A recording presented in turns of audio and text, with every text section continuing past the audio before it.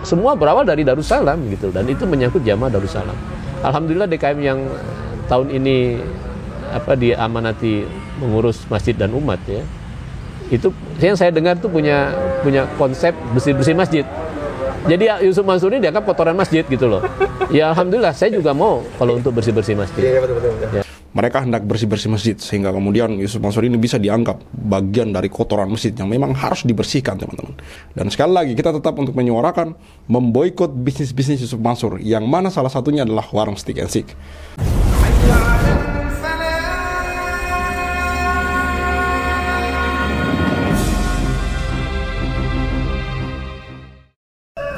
Seperti yang Anda lihat di cuplikan DKM-nya yang baru itu mau bersih masjid, dan Yusuf Mansur dianggap sebagai kotoran masjid gitu. Ini juga berangkat dari bahwa sebelum Yusuf Mansur masuk di Masjid Darussalam ini dan mempresentasikan investasi batubara, mereka ini jamaahnya sangat kompak, pengurusnya jamaahnya itu sangat kompak, teman-teman. Tapi belakangan setelah kemudian presentasi batubara, lalu kemudian banyak jamaah yang ikut, termasuk beliau ini yang ada dalam cuplikan video itu, lalu juga Pak Zain Mustafa, Ibu Eli Siti Rohma yang sekarang menang di Pengadilan Tinggi Bandung, dengan Yusuf Mansur dan kawan-kawan diwajibkan untuk membayar sejumlah 4,2 miliar. Setelah kemudian presentasi batubara yang dilakukan oleh Yusuf Mansur, yang tadinya umat ini, jamaah Masjid Darussalam ini kompak, rukun, damai, menjadi terpecah, teman-teman. Pro dan kontra terjadi di sana, saling singgung, saling sindir, saling mencurigai terjadi. Jadi mungkin bijak yang diambil oleh keputusan yang diambil oleh DKM Masjid Darussalam bahwa mereka akan bersih masjid, sehingga kemudian Yusuf Mansur dianggap bagian dari kotoran masjid. Karena seperti yang saya katakan tadi, setelah Yusuf Mansur masuk dan mempresentasikan investasi batubara, mereka jadi terpecah gitu. Mereka menjadi tidak kompak lagi, mereka menjadi tidak rukun lagi. Dan saya rasa bukan hanya Masjid Darussalam yang perlu bersih-bersih, masjid-masjid yang lain juga perlu bersih-bersih, teman-teman, dari orang-orang seperti Yusuf Mansur ini. Jangan lagi kita gunakan agama, jangan lagi kita gunakan masjid sebagai kendaraan untuk mengais keuntungan pribadi gitu, sebagai kendaraan untuk kemudian mencari keuntungan sendiri, teman-teman. Stigma di masyarakat yang terjadi pada akhirnya bahwa apa gunanya kita beragama? Apa gunanya kita mencampurkan bisnis dengan agama? Karena hal-hal seperti ini terjadi, teman-teman. Padahal sebenarnya berbisnis menggunakan landasan-landasan agama itu hal yang wajib. Karena dalam Islam, aturan-aturan bisnis, role dalam bisnis, apapun itu, investasi dan segala macam, itu ada aturan agamanya, teman-teman. Mudharabah, riba dan segala macam gitu, sistem bagi hasil, semua diatur dalam Islam gitu, dengan begitu detailnya, sehingga kemudian tidak ada yang dirugikan gitu. Tapi Yusuf Mansur masuk ke dalam masjid-masjid, mempresentasikan bisnisnya, menggunakan ayat-ayat suci Al-Quran, menggunakan kendaraan agama, tapi kemudian menciderai kepercayaan umat gitu. Jadi yang salah di sini, teman-teman, saya tegaskan, bukan agamanya, bukan syariat Islami. Yang salah di sini adalah orang-orang yang menggunakan ayat-ayat tersebut, tapi kemudian memelintirnya untuk kepentingan diri sendiri, teman-teman. Di sini masalahnya. Disinilah kemudian penyebab dari semua itu gitu. Mari kita simak sedikit wawancara. Jadi ini sebenarnya video sudah saya reaction kemarin, tapi sepotong. Ini lanjutannya, teman-teman. Saya makanya itu kan salah satu pilihan saya kenapa saya pindah ya dekat rumah Masjid Darussalam ini. Karena suasana masjidnya besar ya, belum ada masjid sebesar masjid ini. Ya. Kita punya masjid kecil-kecil semua, Pak. Jadi memang ini sentra, tempat berkumpul ya. Kayak semacam Islamic Center lah. Wah, itu akrab jamaahnya, itu bukan main. Ya. Jadi sangat disayangkan ya setelah kemunculan Yusuf Mansur dengan itu dia balak mau. Balak besar ya. Musibah besar. Musibah gitu ya. Musibah besar. Oke. Musibah besar. Oke. Mungkin apa yang ingin Bapak sampaikan, Pak, kepada masyarakat itu, Pak? Sebagai bentuk edukasi lah, Pak. Jangan sampai terulang lagi seperti ini kepada jamaah-jamaah yang lain gitu, Pak. Ini kan korban-korbannya itu orang-orang soleh gitu loh, Pak. Iya. Yang saya terakhir justru prihatin, Pak ya. Seperti teman-teman dari kayak TKW atau orang dengan mungkin secara kapital mereka nggak terlalu banyak. Alhamdulillah saya masih diberikan kelebihan oleh Allah ya. Ini yang justru membuat hati jadi semacam kita benci orangnya karena kelakuannya ya. sebagai bukan benci pribadinya, bukan benci pribadi, kelakuannya. Dan ini harus ada yang menegur. Artinya memberhentikan, ya, nggak boleh diteruskan, karena ini akan merusak mindset umat Islam itu sendiri. Ya, apalagi kondisi yang sekarang ya, politik terbelah segala macam. Dan saya sebenarnya nggak suka dengan keadaan yang seperti itu. Saya Ahwan nih jadi ngatur sedikit ya. Waktu Pak Jokowi naik itu kan beliau dengan siapa namanya Menteri Keuangan Sri Mulyani itu punya rencana menghimpun dana umat. Ya. Saya sempat komentar di dalam Facebook saya, ini digital jejak digital nggak bisa dibohongin Pak ya. Dan itu nggak saya hapus sampai sekarang. Kritik kepada umat. Ya. Kekecewaan itu bisa jadi muncul sudah lama, cuman umat itu banyak yang memendam. Ya, karena kasusnya nggak sebesar Yusuf Mansur ini gitu. Yang sekarang mungkin apalagi dengan kondisi ekonomi yang seperti sekarang, orang butuh semua uang. Kok berlarut-larut kasusnya gitu, nggak mudah diselesaikan gitu. Ya, khususnya untuk batu bara, saya cuma minta kepastian ya. Real nggak bisnis ini gitu. Kalau nggak real, ada hukum untuk mungkin maksud saya mencoba untuk menerka maksud dan tujuan dari narasumber yang diwawancarai oleh Mas Aji ini.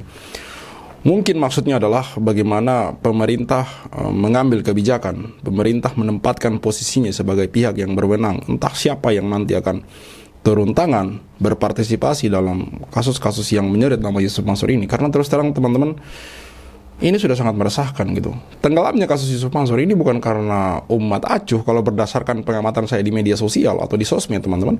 Ini lebih karena memang hari-hari ini ada banyak kasus-kasus yang beredar gitu. Namun kasus-kasus Yusuf Mansur ini tidak luput dari pantauan masyarakat. Saya melihat seperti misalnya di akun medsos X dan TikTok dan juga Instagram, itu masih ada segelintir orang-orang yang memosting tentang Yusuf Mansur. Utamanya di media sosial X, masih banyak netizen yang kemudian mengait-ngaitkan masalah uang dengan Yusuf Mansur. Artinya sebenarnya ada kepedulian terhadap kasus ini. Namun harapan terbesar kami adalah bagaimana pemerintah turun tangan, ikut membantu para korban ini untuk kemudian mengusahakan agar kemudian hak-hak para korban ini bisa kemudian mereka dapatkan, dan Yusuf Mansur ini mendapat keadilan gitu. Bagaimana orang seperti ini kemudian masih bebas melenggang di negeri ini, sementara ada banyak masalah sangkutan hukum yang ada padanya gitu. Ada banyak tuduhan-tuduhan, dugaan-dugaan penipuan yang menyeret namanya. Bagaimana bisa orang-orang seperti ini masih bisa tertawa hahaha di sana sini, ke sana kemari, bahkan masih bisa mengisi acara. Tapi kemudian di belakangnya ada banyak masalah yang membelit gitu.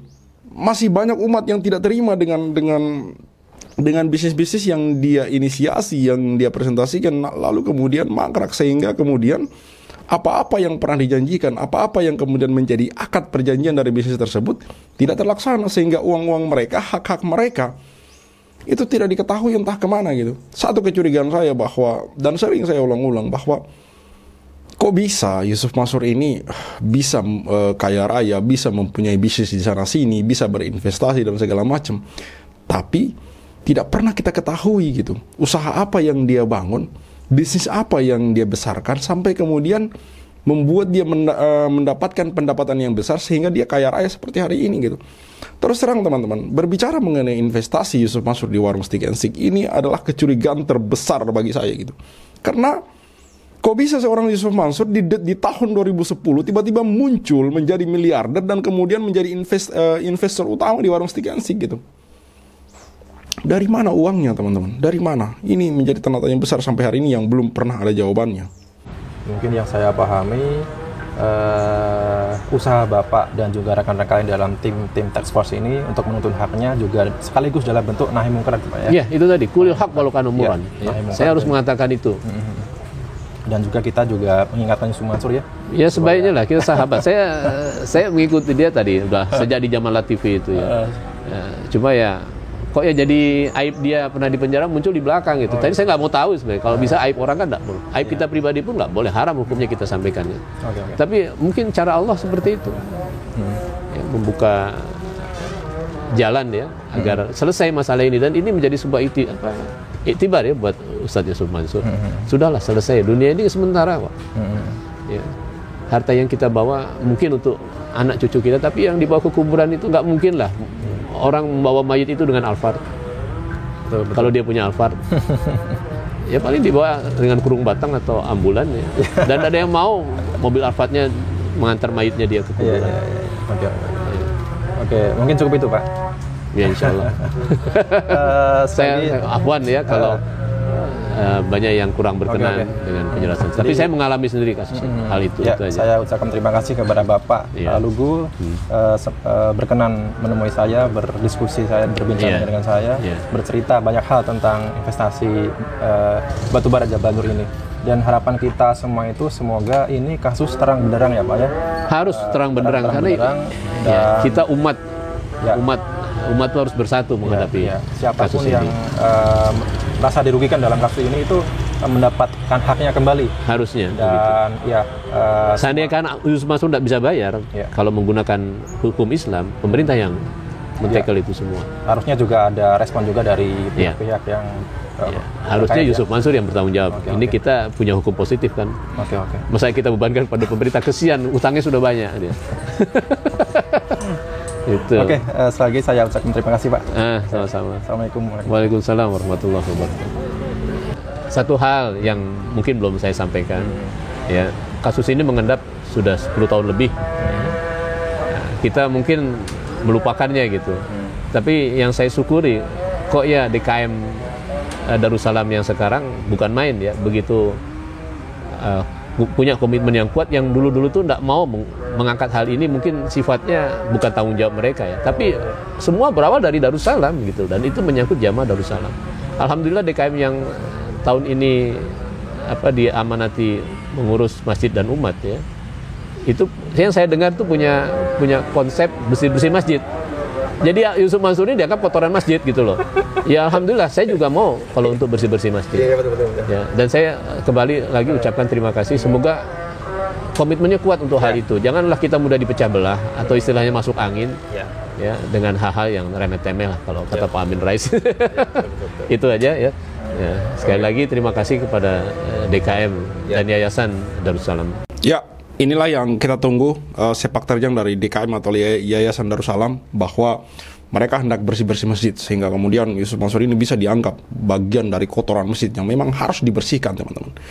Dan sekali lagi, di akhir video ini saya mau katakan bahwa jangan berhenti untuk tetap berjuang, men-share video-video dari kami, bahwa ini adalah edukasi sekaligus peringatan buat mereka-mereka yang mungkin belum kemudian menjadi korban, dan juga sebagai bantuan moral, dan juga siapa tahu dengan video-video kita kemudian insya Allah viral, sehingga kemudian bisa membuat hak-hak dari para orang-orang yang sudah dirugikan ini bisa kembali ke tangannya, teman-teman. Karena terbukti beberapa waktu lalu ada beberapa video yang viral dari korban-korban yang kami wawancarai.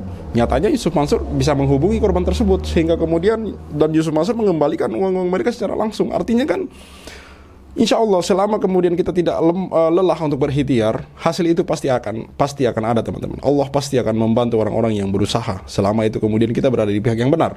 Dan sekali lagi kita tetap untuk menyuarakan memboikot bisnis-bisnis Yusuf Mansur, yang mana salah satunya adalah warung Stick and Seek. Tetap suarakan untuk memboikot warung Stick and Seek Yusuf Mansur. Salat al-Walid, see you on the next videos. Maka 2010 ketika saya masuk pertama kali ke warung Stick and Shake, like video jangan di skip, share sampai kena strap, like biar kasusnya di up, komen sampai dia kena strap. Yusuf Mansur punya cerita, katanya punya jaku di mana-mana, nyatanya cuma numpang nama, emang dasar gak punya muka. Boykot Yusuf Mansur, bikin bisnis batu bara kau bangkrut, bikin aplikasi Paytran kau macet, bikin program umroh merdeka kau mampet, bikin program tabung tanah kau rungkak, bikin program mulia video kau katot, bikin bisnis hotel city ya bacot, bisnis mandek duitnya dicokot. Boykot Yusuf Mansur. Kalau cari tangga dipikir dulu, ngaku komisaris ternyatanya halu. Kalau udah dongeng kayak orang nyabu, ngaku punya pesawat nyatanya malu. Boykot Yusuf Mansur. Maju caleg tapi nggak kepilih. Haha, orang udah pada tahu belangnya, ngakunya gabung di warung steak. Ya udah kita boykot sekalian biar steak. Boykot warung steak. Boykot warung steak. Boykot warung steak. Kopi Uang duitnya dari mana? Kalau bukan dari bisnis fiksi, ngajak umat kumpul dana cuma buat merana. Boykot warung steak. Jadi kau cuma diam kayak bot. Apa sih ujuk bikin lu takut? Takut kebongkar, takut kecokot. Hahaha. Bikin bisnis batu bara kau bangkrut. Bikin aplikasi patent kau macet. Bikin program umroh merdeka kau mampet. Bikin program tabung tanah kau rungkat. Bikin program Moya Vidi kau gatot. Bikin bisnis hotel city ya bacot. Semua baik duitnya dicokot. Boykot warung steak. Kalau cerita nggak dipikir dulu, ngaku komisaris Grab nyatanya halu. Kalau udah dongeng kayak orang nyabu, ngaku punya pesawat nyatanya malu. Baju caleg tapi nggak kepilih, haha. Orang udah pada tahu belangnya. Ngakunya gabung di warung steak. Ya udah kita boykot sekalian biar steak. Boykot warung steak. Sorry kok cuma diam kayak bot. Apa sih ujuk bikin lu takut? Takut kebongkar, takut kecokot. Bikin bisnis batu bara kau bangkrut. Bikin aplikasi patent kau macet. Bikin program umroh merdeka kau mampet. Bikin program tabung tanah kau rungkat. Bikin program Moya Vidi kau gatot. Bikin bisnis hotel city ya bacot. Semua baik duitnya dicokot. Boykot warung steak. Kalau cerita nggak dipikir dulu, ngaku komisaris Grab nyatanya halu. Kalau udah dongeng kayak orang nyabu, ngaku punya pesawat nyatanya malu. Maju caleg tapi nggak kepilih, haha. Orang udah pada tahu belangnya. Ngakunya gabung di warung steak. Ya udah kita boykot sekalian biar steak. Boykot warung steak. Stop mampir di sana, stop masuk ke sana, stop makan di sana, stop bikin si ujuk kaya. Boykot warung steak. Bikin Yusuf Mansur ketar-ketir. Biar dia mikir, biar dia sadar tanggung jawab Mansur. Kami sudah hilang sabar, umat sudah marah besar. Sampai mana kau kabur, akan terus kami kejar walau sampai lubang kubur. Boykot warung steak. Boykot warung steak. Boykot warung steak. Play video jangan di skip. Share sampai kena strap. Like biar kasusnya di up. Komen sampai dia kena step, hahaha.